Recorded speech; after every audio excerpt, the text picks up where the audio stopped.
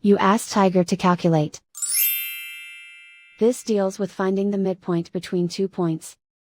The midpoint between the 2 points is 3, -52. Let's solve it step by step. Plot the 2 points and calculate the midpoint using the formula.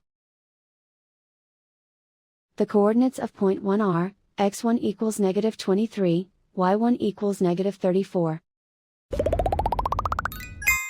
The coordinates of point 2 are, x2 equals 29, y2 equals -70. PM represents the midpoint of the 2 points.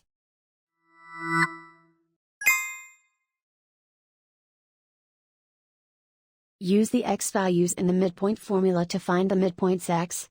x1 equals -23. x2 equals 29.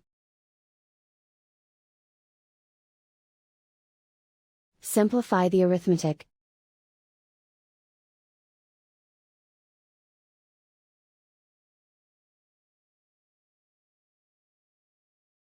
Use the y values in the midpoint formula to find the midpoints y.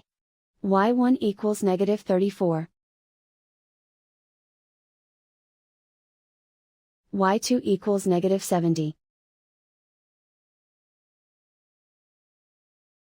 Simplify the arithmetic.